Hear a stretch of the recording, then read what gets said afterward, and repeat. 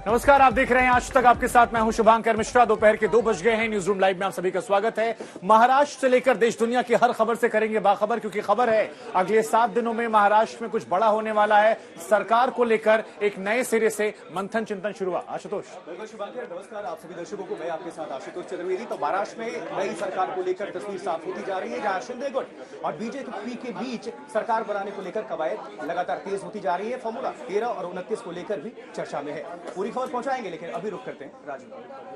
नमस्कार, मैं हूं आपके साथ राजीव ढोंडियाल। गुवाहाटी में हलचलें बहुत तेज है। अब से थोड़ी देर पहले एकनाथ शिंदे होटल से बाहर निकले, मीडिया से उन्होंने बातचीत की और एक बार फिर से वही शिव सैनिक वाला दांव चला। कहा मैं शिवसेना में ही हूं।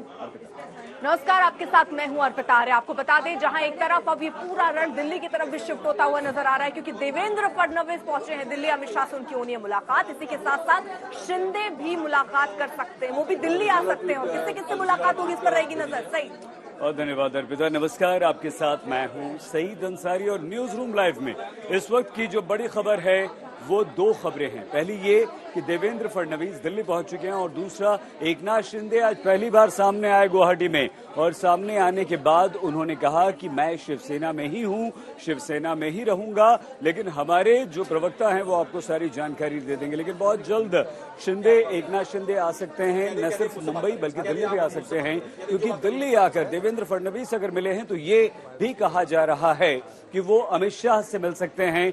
वो दिल्ली में, क्योंकि देवेंद्र फडणवीस अगर आए हैं तो ऐसे में एकनाथ शिंदे का यहां आना बनता है। तो महाराष्ट्र की राजनीति में छाए संकट के बादल अभी छट नहीं रहे हैं और सुप्रीम कोर्ट में सुनवाई हो चुकी है। कोई निर्णय तो नहीं हुआ, लेकिन 16 विधायकों की अयोग्यता को लेकर डिप्टी स्पीकर की तरफ से 12 जुलाई तक के लिए रोक लगा दी गई है। ये एकनाथ शिंदे और उनके गुट के लिए बहुत अच्छी खबर है। लेकिन महाराष्ट्र में जारी इस राजनीतिक संकट के बीच पहली बार एकनाथ शिंदे गुवाहाटी के होटल से बाहर आए। मीडिया से उन्होंने कहा और कि हम शिवसेना में हैं, शिवसेना में रहेंगे, बाला साहब के हिंदुत्व को आगे ले जाएंगे, बाला साहब के हिंदुत्व को आगे, और जल्द से जल्द मुंबई जाएंगे एकनाथ शिंदे, ये कहते हैं। इसके अलावा उन्होंने कहा हमारे अगले कदम के बारे में हम आपको जल्दी से बता देंगे। इस बीच एकनाथ शिंदे की दिल्ली रवाना होने की अटकलें लगाई जा रही हैं। वो दिल्ली में अमित शाह, देवेंद्र फडणवीस से मुलाकात कर सकते हैं। देवेंद्र फडणवीस भी दिल्ली पहुंच चुके हैं।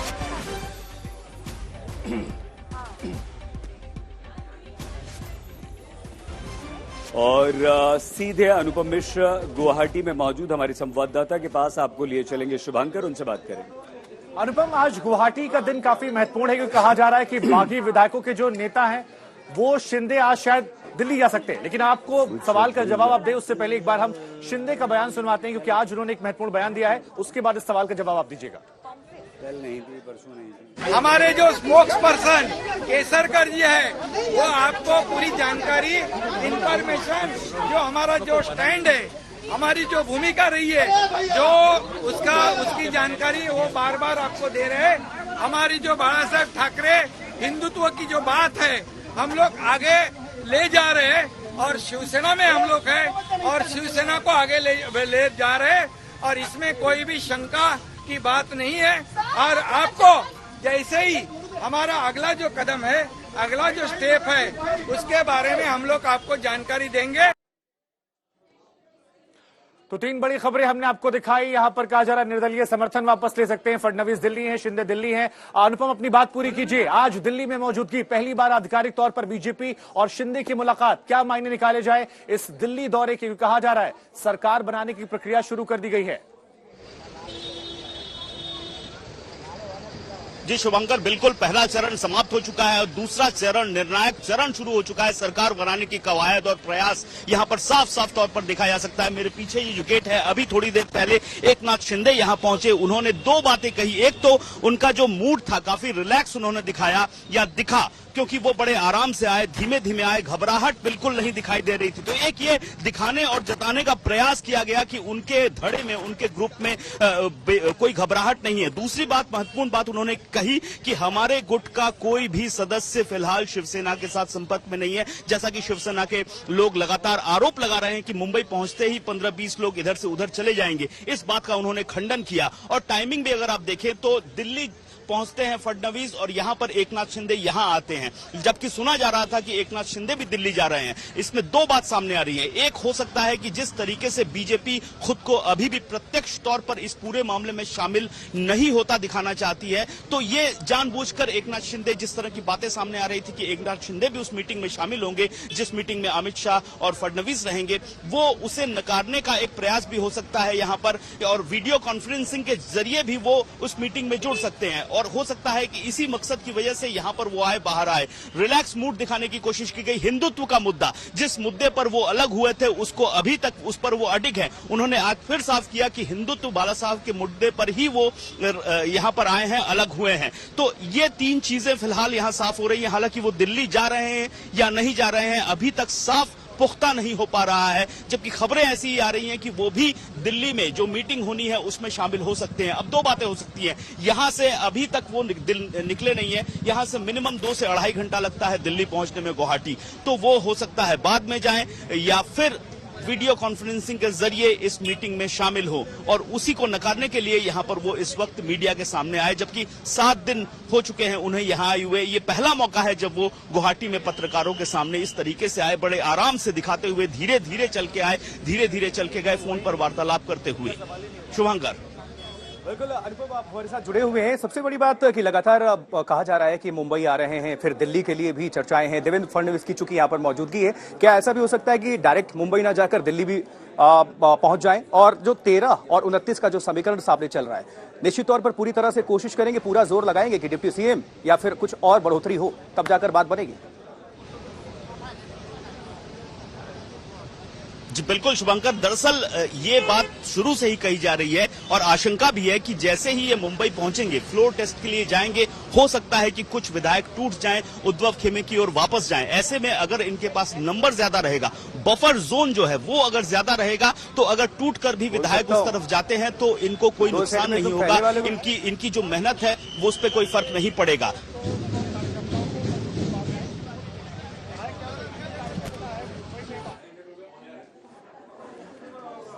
अनुपम, आप लगातार वहां से जानकारी दे रहे हैं, इस वक्त वहां पर किस तरह की हलचलें, क्या संभावनाएं लग रही है वहां पर? इस तरह की हलचलें हैं कि दिल्ली निकल सकते हैं एकनाथ शिंदे? बिल्कुल, पिछले 2 घंटों से इस तरह की हलचल यहां पर शुरू हुई है। मैं गेट की ओर आपको दिखाता हूं, यहां पर गहमा गहमी बिल्कुल बढ़ी हुई है और जो सुरक्षा व्यवस्था है, जो सुबह तक थोड़ी लचर थी, वो इस वक्त मुस्तैद कर दी गई है। भीतर में भी काफी संख्या में पुलिसकर्मियों को रखा गया है, बाहर में सीआरपीएफ को रखा गया है और गहमा गहमी पिछले लगभग आधे घंटे से यहां पर बनी हुई है। एकनाथ शिंदे यहां पर आते दिखाई दिए, उसके बाद 1-2 वाहनों को जाते हुए देखा गया तो लगा कि वो हैं, लेकिन एस्कॉर्टेड व्हीकल्स थे। बाद में पता चला वो गाड़ियां खाली गई हैं, लेकिन ये गहमागहमी बनी हुई है। लगातार कहा जा रहा है कि वो दिल्ली जा सकते हैं और मुंबई का रास्ता दिल्ली से होते हुए जा रहा है। इस तरह की खबरें भी बराबर आ रही है, क्योंकि जो मुख्य पार्टी है, जो सबसे बड़ा दल है बीजेपी महाराष्ट्र में, उसकी कमान इस वक्त दिल्ली में है और दिल्ली में ही मीटिंग चल रही है फडणवीस और अमित शाह की। तो ऐसे में अगर एकनाथ भी वहां पहुंचते हैं तो ये पूरी तरह से आज तय हो जाएगा कि बीजेपी ने खुलकर सामने आने का फैसला कर लिया है और अब जो खेल होगा वो सामने से होगा, पीछे से नहीं होगा। तो वही हमें देखना है कि एकनाथ शिंदे यहां से डायरेक्टली जाते हैं, अगर वो जाते हैं दिल्ली और दिल्ली में मीटिंग में शामिल होते हैं, तो ये बात जो पिछले 7 दिनों से बीजेपी कह रही है कि हम इसमें शामिल नहीं है, वो पूरी तरह से साफ हो जाएगी और बीजेपी ने खुलकर सामने से खेलने का मन बना लिया है, इसका भी फैसला हो जाएगा। शुभंकर।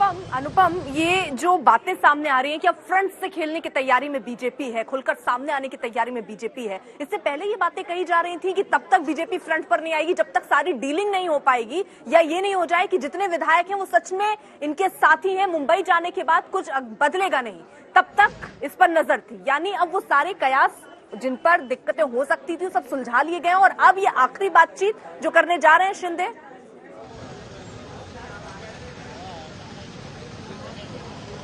जी देखिए, ये जो पूरा का पूरा ऑपरेशन हुआ है बड़ी ही योजनाबद्ध तरीके से किया गया है और फूंक फूंक पर हर एक कदम रखा जा रहा है। उसकी एक वजह यही है कि पिछली बार आपने देखा किस तरह से जिल्लत और फजीहत का सामना करना पड़ा था। 3 दिन के मुख्यमंत्री बने थे देवेंद्र फडणवीस और अब 2024 का चुनाव सामने है। ऐसे में अगर दोबारा उसी तरह की फजीहत हुई तो ये इसका एक राष्ट्रीय प्रभाव पड़ने की उम्मीद है। देश भर में इसका प्रभाव पड़ सकता है, आशंका है। और यही वजह रही है कि पिछले कई दिनों से जो बीजेपी लगातार कह रही है कि हम इसमें शामिल नहीं है, उसके पीछे की आशंका यही है कि जब तक पूरी तरह से हम आश्वस्त न हो जाएं, ये बीजेपी का कहना है कि जब तक, ये सूत्रों के हवाले से जो खबर है कि जब तक बीजेपी पूरी तरह से आश्वस्त नहीं हो जाती है कि अब हम सरकार बना लेंगे, उससे पहले बीजेपी खुलकर सामने नहीं आएगी। और अब धीरे धीरे जिस तरीके से नंबर्स इनके पास आ गए हैं, 39 शिवसेना के विधायक हैं, 9 निर्दलीय विधायक हैं, यानी कि 48 के आसपास इनकी संख्या है। बीजेपी के पास 106 है।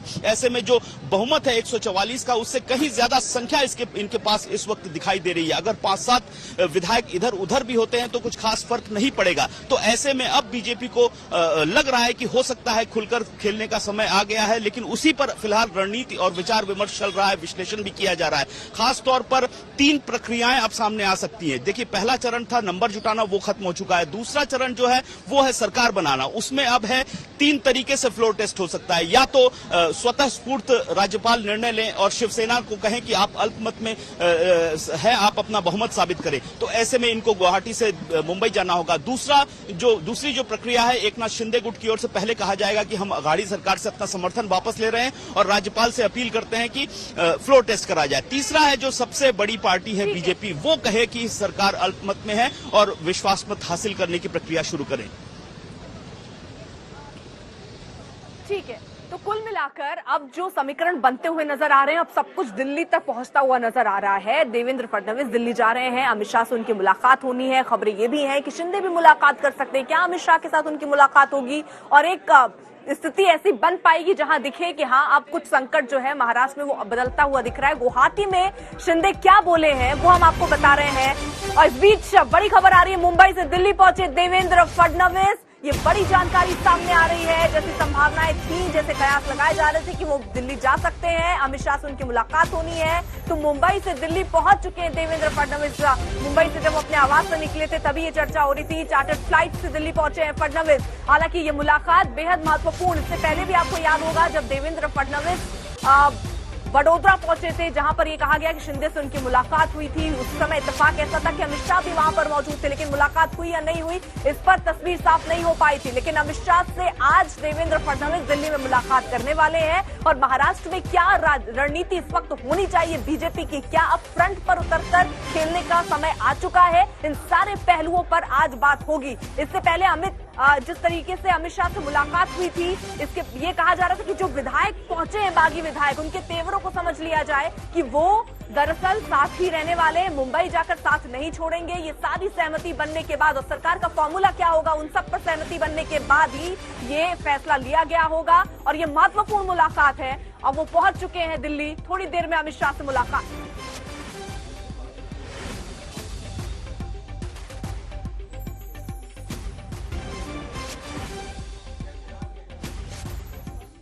तो 3 तस्वीरें हम आपको दिखाने वाले हैं। आज के दिन की बड़ी अपडेट क्या है, किस किस तरह से आज घटनाक्रम बढ़ रहा है। एक तरफ उद्धव कैबिनेट की बैठक होने वाली है, दूसरी तरफ आज शिंदे के साथ साथ देवेंद्र फडणवीस जो हैं वो महाराष्ट्र से दिल्ली का रुख करने वाले हैं। हालांकि शिंदे जो हैं गुवाहाटी मौजूद हैं, लेकिन इन सब के बीच में ऋत्विक हमारे संवाददाता हमारे साथ जुड़ रहे हैं। ऋत्विक, जरा समझाइए कि ये कहा जा रहा है कि फडणवीस ने जैसे राज्यसभा और एमएलसी चुनावों में बैकअप प्लान बनाया था, वैसे ही इस बार भी तैयारियां, और यही वजह है कि बीजेपी अब मिलन हमारे साथ इस वक्त मौजूद हैं, अमित शाह के घर के बाहर मौजूद हैं। एक बार पहले उनके पास रुक करते हैं। मिलन, जरा बताइए वहां से क्या हलचल है, क्योंकि कहा जा रहा है कि फडणवीस आज दिल्ली आने वाले हैं और आज बड़े नेताओं पर दिल्ली में खासतौर पर नजर रहने वाली है, क्योंकि यहीं से फॉर्मूला निकलेगा बताया जा रहा है, या उन्हें बताया जाएगा या परमिशन ली जाएगी, जिसके बाद आगे सरकार गठन की प्रक्रिया शुरू होगी। जरा अपडेट दीजिए।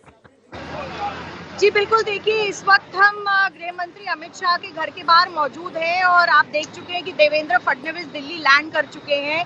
मैं आपको तस्वीरों में दिखाऊं, यहाँ पर पुलिस की ज्यादा उधर तैनाती रहती है, लेकिन थोड़ा सा पुलिस बल और बढ़ा दिया गया है। कहा यह जा रहा है कि देवेंद्र फडणवीस अमित शाह से मिलने के लिए आएंगे, उनके साथ एक लीगल काउंसिल भी आए हुए हैं, क्योंकि फ्लोर टेस्ट की कैसी रणनीति रहेगी उसको लेकर यहाँ पे चर्चा करने की संभावना हो सकती है। पिछले एक बार भी देवेंद्र फडणवीस दिल्ली आ चुके हैं, लेकिन वो तुरंत ही दिल्ली आकर वापस मुंबई चले गए थे और देखा ये जा रहा है कि वो ज्यादा दिल्ली रुक नहीं रहे हैं। इस बारी कहा जा रहा है कि वो सीधा यहाँ पर अमित शाह के घर आकर उनसे मिलने के बाद यहाँ से वापस मुंबई के लिए रवाना हो सकते हैं। और दूसरी तरफ ये भी कहा जा रहा है कि जहाँ पर एकनाथ शिंदे का सवाल है, उन्होंने ये नहीं कहा है कि उनकी कोई रणनीति है या उन्होंने बीजेपी को कुछ ऑफर किया है। ये अभी अभी जो मुंबई में बीजेपी की कोर कमेटी की बैठक हुई थी, उसमें इस बात की चर्चा की गई थी। लेकिन लगातार हम आपको दिखाते हैं कि किस तरीके से यहाँ पर देवेंद्र फडणवीस आने वाले हैं और जब यहाँ पहुंचेंगे तो उनकी मुलाकात यहाँ पर अमित शाह से होगी और क्या रणनीति आगे की रहेगी महाराष्ट्र सरकार को लेकर, इसके बारे में और जानकारी हम दे सकते हैं। बिल्कुल मिलन, ये भी साथ में आपसे ज्यादा चाहेंगे कि क्या अभी शिंदे भी दिल्ली पहुंचने वाले हैं, लेकिन हलचलें वहां मुंबई के लिए भी हैं, लेकिन अभी तक उन्होंने कुछ स्थिति स्पष्ट नहीं की है। अगर कोई जानकारी मिले तो दर्शकों को आप अपडेट करें। बिल्कुल, देखिए जिस तरीके से मैं आपको बता रही थी कि जो कोर कमेटी की मीटिंग बीजेपी पार्टी की महाराष्ट्र में हुई थी मुंबई में, उसके बाद से यहाँ पर देवेंद्र फडणवीस अमित शाह से मिलने के लिए आ रहे हैं। ये बात सही है कि एकनाथ शिंदे ने कुछ भी अभी स्पष्ट नहीं किया है। क्या हो गया, उन्होंने तो किया है सवाल, आशुतोष ने तो किया था। कुछ स्पष्ट नहीं है इस बारे में कि बीजेपी को कोई ऑफर आया है एकनाथ शिंदे की तरफ से या नहीं, तो इस पर कयास अभी नहीं लगा सकते। लेकिन अमित शाह से मुलाकात के बाद बहुत सारी चीजें यहाँ पर स्पष्ट होने की संभावना दिखाई दे रही है। बिल्कुल मिलनी, बहुत महत्वपूर्ण ये मुलाकात रहने वाली है। क्या यहां पर एकनाथ शिंदे भी पहुंच सकते हैं? क्या इस तरह की हलचलें दिल्ली में भी हैं? क्योंकि गुवाहाटी में तो हलचलें हैं, लेकिन कंफर्म नहीं कि आएंगे या नहीं आएंगे। दिल्ली में क्या चर्चाएं हैं इसको लेकर? देखिए, उस विषय पर अभी किसी तरीके का कॉन्फर्मेशन नहीं मिला है, लेकिन फिलहाल जब देवेंद्र फडणवीस यहाँ पर पहुंचेंगे, अमित शाह से मुलाकात करेंगे, फ्लोर टेस्ट की पॉसिबिलिटी की चीजें स्पष्ट हो सकती हैं, क्योंकि कयास लगाए जा रहे हैं। जो प्रो शिंदे कैंप है वो भी अभी गुवाहाटी में ही है और वहाँ के जो 9 निष्कासित एमएलए हैं जिनका जो पद ले लिया गया था वो भी गुवाहाटी में ही है। कितने दिन और इन एमएलए को गुवाहाटी में रहना पड़ेगा या फिर कब फ्लोर टेस्ट के लिए जो है ये सारे एमएलए महाराष्ट्र की तरफ जाते हैं, इस पर काफी सवाल खड़े हैं। लेकिन फिलहाल इंतजार हो रहा है देवेंद्र फडणवीस का, जो अमित शाह के घर कुछ ही देर में आने ही वाले हैं, क्योंकि वो एयरपोर्ट से लैंड कर चुके हैं और सीधी तस्वीरें आप देख चुके हैं। एयरपोर्ट से वो कहा जा रहा है कि सबसे पहले वो अमित शाह के घर, यहाँ गृह मंत्री के घर ही पहुंचेंगे दिल्ली। मिलन, क्योंकि आप लगातार नजर बनाई हुई हैं, ये भी बातें हो रही थी कि अगर विधायकों का कुनबा और बढ़ता है शिंदे गुट का तो उनको केंद्र में भी मंत्री पद मिल सकता है, जिसको लेकर कई बातें हुई कि मुंबई में महाराष्ट्र में डिप्टी सीएम का पद मिल सकता है इस गुट को, साथ ही साथ मंत्री कितने बनाए जा सकते हैं, केंद्र में कितने मंत्री बनाए जा सकते हैं। जो फाइनल अभी समीकरण बनता दिख रहा है वो क्या दिख रहा है, क्या गुंजाइश ज्यादा लग रही है? देखिए, फिलहाल जिस तरीके से आदित्य ठाकरे, उद्धव ठाकरे अपनी खुद की बैठक कर रहे हैं, 2:30 बजे को हमने सुना कि उद्धव ठाकरे एक और बैठक करने वाले हैं।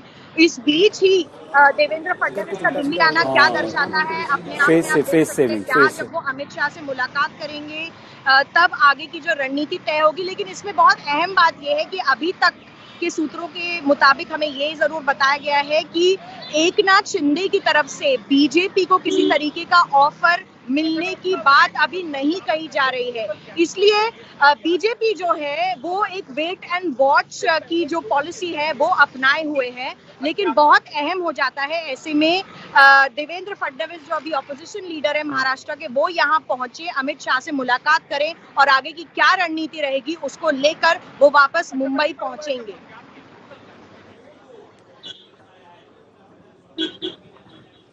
बिल्कुल ठीक है मिलन, आप लोग हमारे साथ बने रहिए, सारे संवाददाता हमारे साथ यहाँ पर है और अमित शाह से मुलाकात करेंगे फडणवीस। मिलन, फडणवीस दिल्ली पहुंच चुके हैं, अमित शाह से मिलेंगे, कोई जानकारी मिल पाई है, कोई और आया है, कौन साथ में है, क्या होने वाला है आगे? देखिए, हम देख रहे हैं कि फडणवीस दिल्ली पहुंचे, लेकिन वो गाड़ी में अकेले नहीं है, उनके साथ उनके एक लीगल काउंसिल भी है। तो जिस तरीके से सुप्रीम कोर्ट में भी केस हुआ था और उसकी सुनवाई के बाद बीजेपी भी अपने तरफ से जो है लीगल एक्सपर्ट ओपिनियन ले रही है कि क्या होना चाहिए, फ्लोर टेस्ट होगा या फिर किस तरीके से जो एमएलएज हैं उनको सामने आकर प्रेजेंट किया जाएगा। एक तरफ महाराष्ट्र सरकार में उद्धव ठाकरे के सामने जो फिलहाल प्रॉब्लम है वो यही है कि पार्टी स्प्लिट ना हो, इसलिए वो एक एक करके जो है उन्होंने 9 एमएलएज के जो पद हैं वो हटा दिए गए, उनके घर के बाहर या उनके जो सिक्योरिटीज थी वो भी हटा दी गई। और लड़ाई इस वक्त यही है कि क्या एकनाथ शिंदे, जिन्होंने अभी तक सूत्रों के हवाले से हमें यही पता है कि बीजेपी को एज सच कोई ऑफर की बात नहीं की है, कि क्या बीजेपी बैकडोर से देखकर कयास लगा रहे हैं कि क्या आगे हो सकता है। लेकिन अमित शाह से मिलने के बाद जरूर देवेंद्र फडणवीस अपनी तरफ से जो रणनीति रहेगी बीजेपी की, क्या आगे होगा फ्लोर टेस्ट में, उसको लेकर जरूर चर्चा यहाँ पर अमित शाह के साथ करेंगे। और आने वाले दिनों में हमें पता चल जाएगा कि किस तरीके से एकनाथ शिंदे कैंप जो अभी गुवाहाटी में है वो किस तरीके से आगे बढ़ते हैं महाराष्ट्र की तरफ। मिलन शर्मा हमारी संवाददाता, बहुत धन्यवाद मिलन। लेकिन किस तरह से महाराष्ट्र में सरकार गठन को लेकर हलचल चल रही है और वो फॉर्मूला क्या होगा जिससे सरकार बन जाए, बताएंगे आपको शुभांकर। बिल्कुल, महाराष्ट्र में अब नई सरकार के गठन को लेकर फॉर्मूले की तैयारियां जो हैं वो तेज कर दी गई हैं। सवाल ये है कि डिप्टी सीएम के लिए शिंदे का नाम सामने आया है। ये जो एक नया फॉर्मूला निकल कर आ रहा है उसमें शिंदे कैंप के 8 कैबिनेट और 5 राज्य मंत्री, यानी कुल मिलाकर 13 ऐसे नाम हैं जिन्हें मंत्रालय मिल सकता है। दादा भूसे, दीपक केसकर, इसमें वो तमाम लोग हैं जो संभावित मंत्री बन सकते हैं। पूरी बाकायदा लिस्ट जो है वो 13 लोगों की संभावित की लगातार आज तक पर हम आपको दिखा रहे हैं। और ये माना जा रहा है कि 13 लोग ऐसे होंगे जो इस वक्त गुवाहाटी में मौजूद हैं, बागी विधायक, जिन्हें यहां पर नई सरकार में अहम जिम्मेदारियां मिल सकती हैं। बीजेपी के पास 29 मंत्री पद रखेगी और बीजेपी यहां पर, जैसे कि शुरुआत में भी बड़े भाई की भूमिका निभा रही थी, तो इन बागियों के साथ भी जो ये बागी गुट आएंगे उसमें भी वो आगे की भूमिका निभाएगी। 29 मंत्री पद अपने पास रखेगी और 13 मंत्रालय जो हैं वो इन बागी विधायकों को दिए जाएंगे।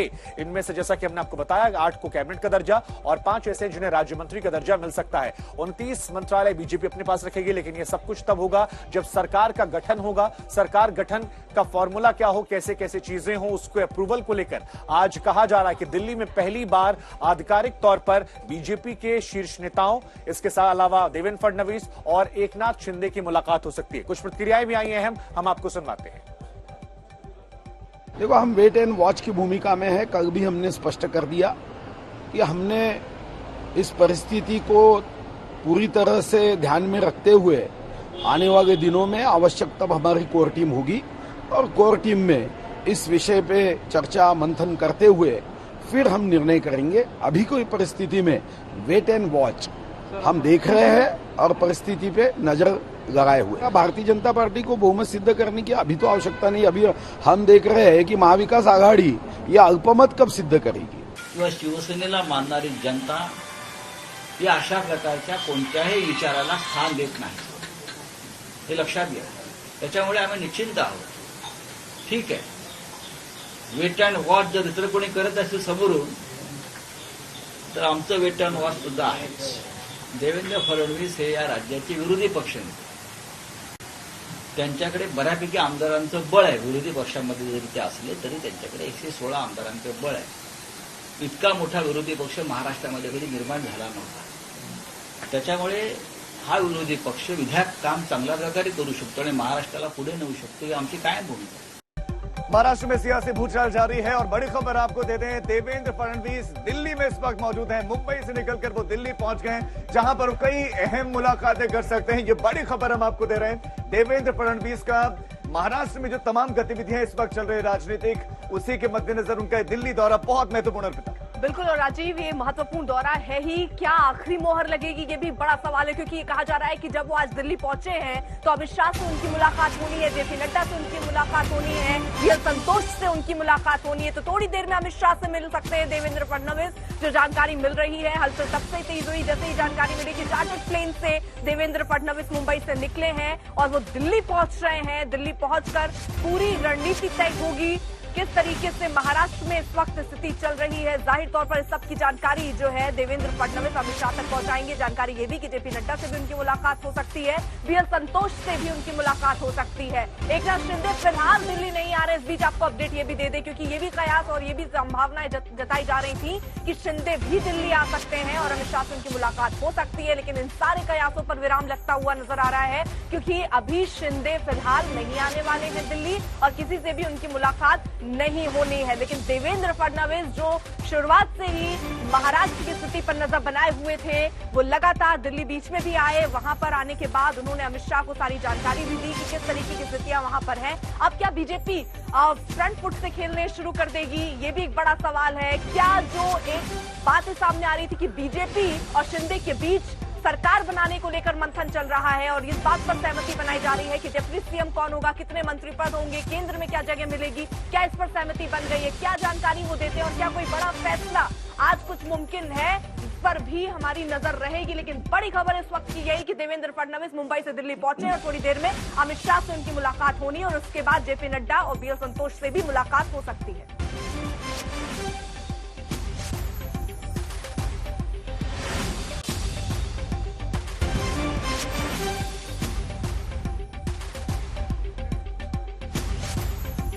तो कुल मिलाकर देखिए देवेंद्र फडणवीस पहुंचे हैं, अमित शाह से उनकी मुलाकात होनी है थोड़ी ही देर बाद। उसके बाद जेपी नड्डा से भी मुलाकात, बीएल संतोष से भी मुलाकात और जिस तरीके की स्थितियां इस वक्त महाराष्ट्र में, जाहिर तौर पर उसकी जानकारी दी जाएगी और आगे की रणनीति बनाई जाएगी। सही बिल्कुल अर्पिता, हमारे दो संवाददाता इस वक्त हमारे साथ हैं। मुंबई से मौसमी सिंह हैं और सीधे गुवाहाटी से अशोक सिंघल हमारे साथ हैं। अशोक, ये कयास लगाए जा रहे थे कि देवेंद्र फडणवीस पहुंच चुके हैं, एकनाथ शिंदे सामने आए हैं और वो भी जल्द से जल्द आ सकते हैं दिल्ली मुंबई, लेकिन अब उन्होंने मना कर दिया।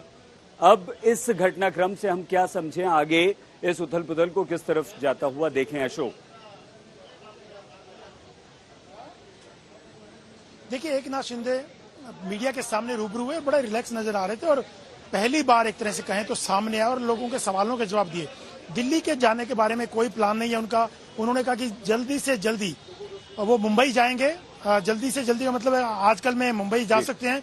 और इस बीच देवेंद्र फडणवीस का दिल्ली जाना पूरा अपडेट दे रहे हैं आला कमान को, चाहे अमित शाह हो, जेपी नड्डा हो, बीएल संतोष हो, जो एकनाथ शिंदे गुट से बातचीत हो रही है। मुंबई महाराष्ट्र का जो घटनाक्रम है, लीगल एस्पेक्ट क्या है, और कहा जा रहा है कि महेश जेठमलानी भी उनके साथ हो सकते हैं लोगों से मुलाकात करने में। दूसरी बड़ी बात यह है कि एकनाथ शिंदे ने साफ तौर से ये कहा कि वो असली शिवसेना है और बाला साहब ठाकरे की जो लेगेसी है वो उनको आगे बढ़ा रहे हैं। और दूसरी बात उन्होंने ये कही कि जो शिवसेना के लोग उद्धव ठाकरे, आदित्य ठाकरे, संजय राउत ये कह रहे हैं कि उनके टच में कुछ विधायक हैं, वो नाम बताएं। बोले जो विधायक गुवाहाटी में मेरे साथ मौजूद हैं 39 प्लस नो इंडिपेंडेंट, वो इंटैक्ट है और मेरे साथ है।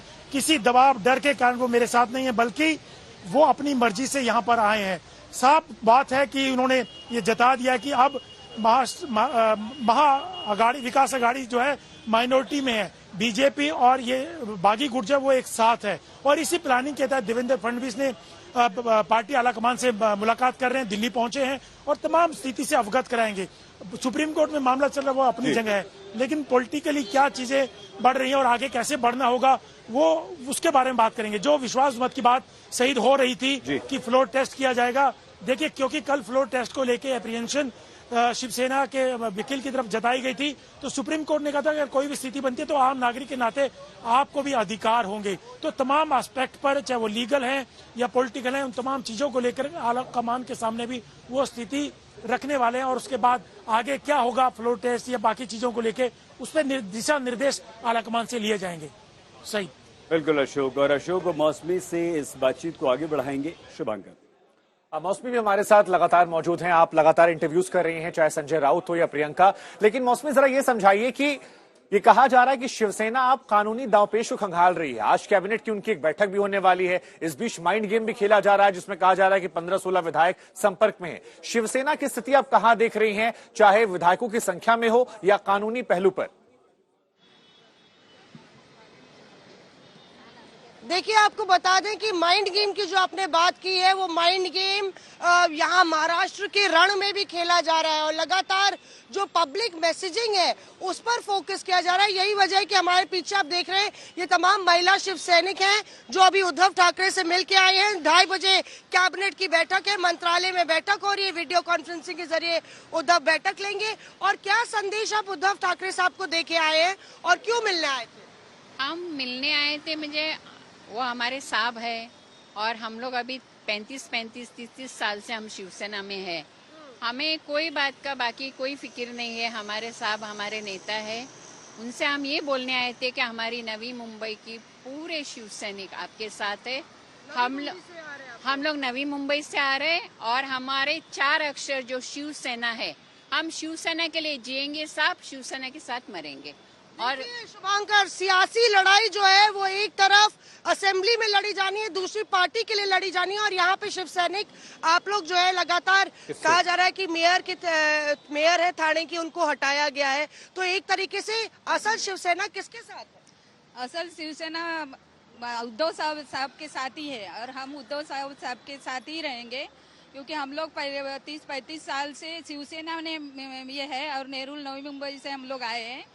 हम लोग और भी शिंदे साहब कह रहे हैं वो भी शिव सैनिक है और वो जल्द मुंबई आने वाले हैं। शिंदे साहब भी शिव सैनिक है, हम मानते हैं, पर अभी हम जिधर आए हैं नवी मुंबई से आए हैं और हम उद्धव ठाकरे साहब के समर्थन के लिए आए हैं और हम उनको दिखाना चाहते हैं कि हम समर्थन आपका शिंदे साहब के साथ भी है, उद्धव साहब के साथ। हम अभी की जो लड़ाई चल रही है, अभी हम शिव सैनिक कट्टर जो शिव सैनिक है वो हमेशा बाला साहेब का जो शिव सैनिक चेहरा है वो बाला साहेब के साथ ही रहना चाहता है और उद्धव साहब को हम हमेशा साथ देंगे, हमेशा उनके साथ रहेंगे।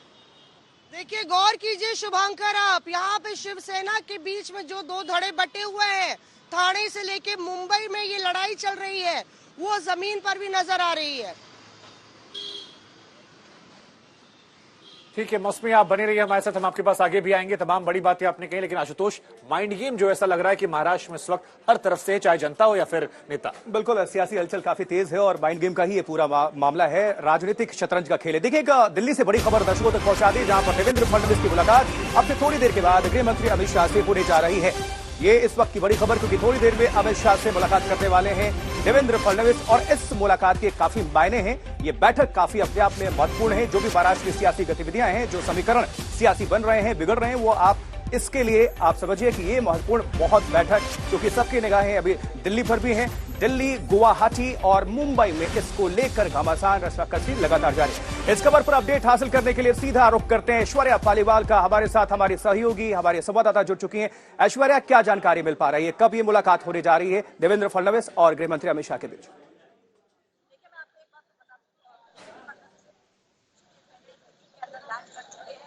ऐश्वर्या,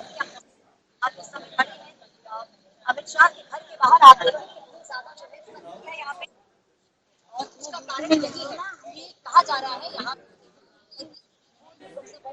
और चलिए, तकनीकी समस्या, वापस आएंगे, आपका रुख करेंगे ऐश्वर्या। लेकिन ये बड़ी खबर, एक और बड़ी खबर आ रही है, बताएंगे राजीव। बिल्कुल आशुतोष, ये बहुत बड़ी खबर इस वक्त आपको दे रहे हैं। ईडी ने संजय राउत को दूसरा समन भी भेज दिया है। ये इस वक्त की बड़ी खबर है। संजय राउत को एक और समन, इससे पहले संजय राउत को समन भेजा गया था, आज की तारीख थी, उनको पेश होना था, पूछताछ उनसे होनी थी और दूसरा समन भी एनफोर्समेंट डायरेक्टरेट ने, प्रवर्तन निदेशालय ने भेज दिया है। इस वक्त हमारे संवाददाता मौसमी हमारे साथ जुड़े हुए हैं। मौसमी, दूसरा समन क्यों?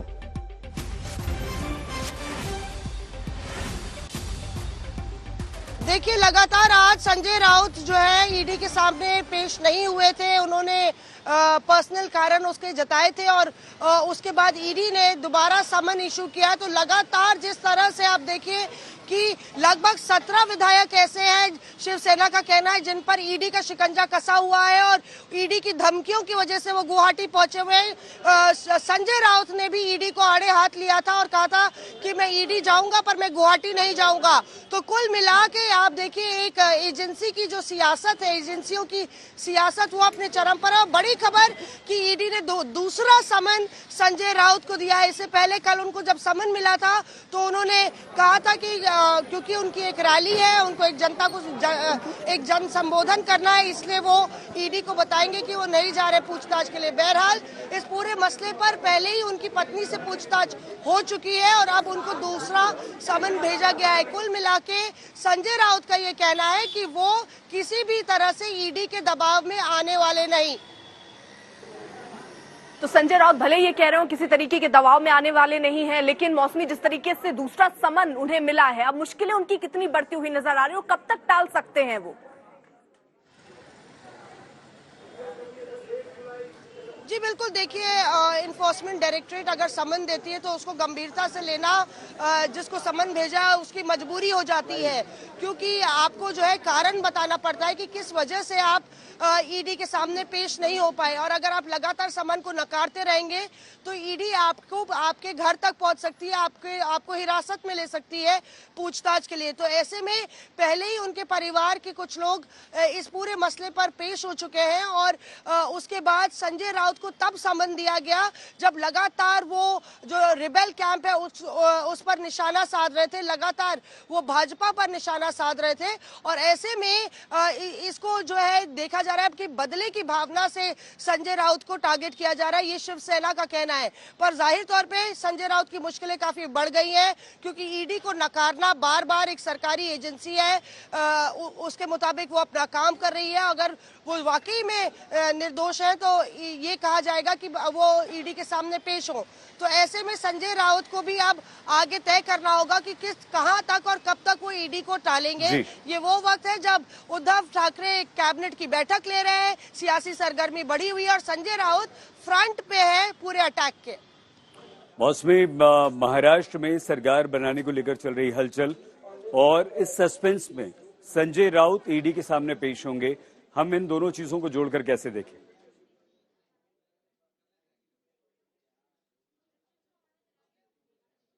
लगातार अगर आप देखें तो अनिल परब हैं जो कि काफी करीबी माने जाते हैं उद्धव ठाकरे के, उनको कुछ एडिशनल चार्जेस भी दिए गए हैं मंत्रालय के, वो लगातार ईडी के सामने पेश हो रहे हैं। ऐसे ही लगभग एनसीपी के तमाम नेता है, कांग्रेस के भी कुछ नेता है जिनको लगातार ईडी कुछ अलग अलग मसलों पर जिनसे पड़ताल कर रही है। तो अगर कुल मिला के आप देखें तो दर्जनों ऐसे नेता है जो कि महाराष्ट्र विकास आघाड़ी सरकार के हैं जिन पर ईडी के मामले है। और यही वजह है कि लगातार एमवीए इस मसले को भुना रही है। पर संजय राउत को जब समन पेश किया गया तब उनको इस समन का जवाब देना पड़ेगा कि आखिर वो क्यों नहीं आज पहुंचे और जब ईडी ने समन दिया तो क्या वो समन को निभाएंगे या नहीं। ठीक है, हमारे साथ ऐश्वर्या पालीवाल भी जुड़ी हुई हैं, अमित शाह के घर के बाहर वो मौजूद है। ऐश्वर्या, जरा ये समझाइए आप हमें कि आज ये कहा जा रहा है कि जितना भी समाधान है नई सरकार का जो फॉर्मूला है वो यहीं से निकलने वाला। फडणवीस आ रहे हैं, एकनाथ शिंदे के आने की बात भी उठ रही है और कहा जा रहा है पहली बार आधिकारिक तौर पर मुलाकात होगी इन तमाम नेताओं की। तो क्या कुछ वहां पर हलचल अभी है और क्या देख रही है वहां पर आज शाम तक क्या निकल सकता है वहां से? देखिए, निकलने के लिए तो हो सकता है कि जो पूरा फॉर्मूला है वो ही यहाँ से आज निकल जाए। आपको और बता दूं, ये पहली बार नहीं है कि देवेंद्र फडणवीस मुंबई से उड़ के चुपचाप यहाँ पे दिल्ली में आए हैं। उनके विजुअल्स आज आ गए हैं, लेकिन पिछले हफ्ते भी देवेंद्र फडणवीस अमित शाह से, बीजेपी के और बड़े नेताओं से मीटिंग कर चुके हैं। इस समय आपको तस्वीरें दिखाना चाहूंगी अमित शाह के घर के बाहर। ये बैरिकेडिंग जो आपको नजर आ रही है, जो पुलिस की तैनाती नजर आ रही है, ये सब अमित शाह के घर के बाहर है। यहाँ कहा जा रहा है कि एक महत्वपूर्ण वीआईपी आने वाले हैं। वो महत्वपूर्ण वीआईपी कोई और नहीं, देवेंद्र फडणवीस ही है। किस तरीके से आगे बढ़ा जाएगा, क्योंकि एक बार पहले हम देख चुके हैं देवेंद्र फडणवीस गवर्नर के पास पहुंच चुके थे। उन्होंने कहा था कि शपथ ग्रहण मैं ही करूंगा।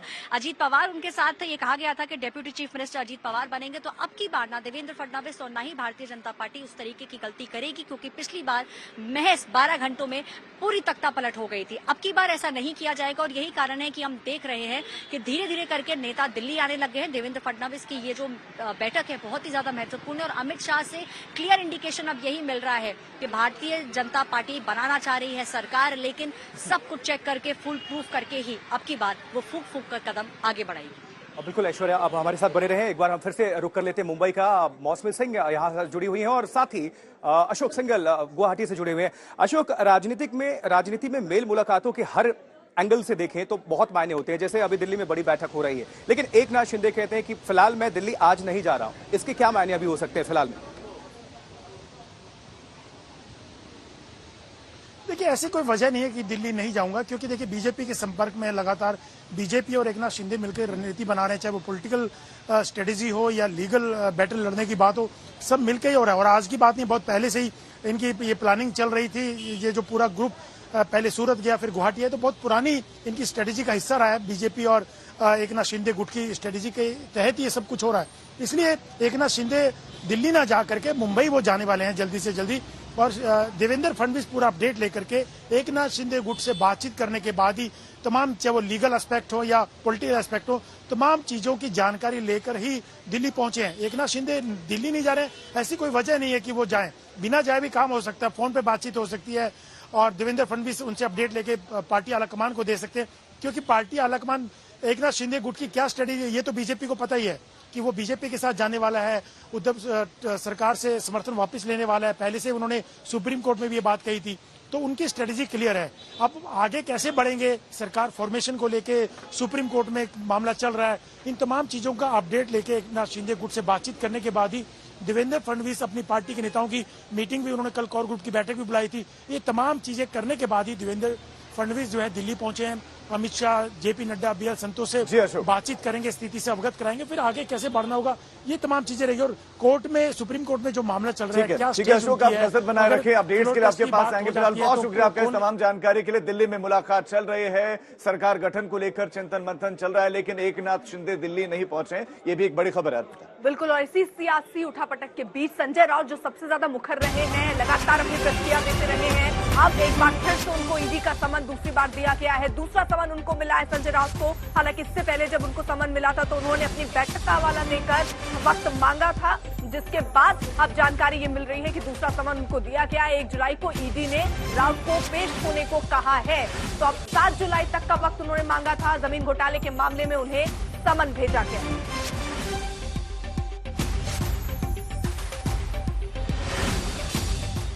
तो संजय राउत बाकायदा यहां पर ये कह रहे हैं कि हमें परेशान करने की कोशिश हो रही है, लेकिन मैं मर जाऊंगा, महाराष्ट्र के लिए लड़ता रहूंगा।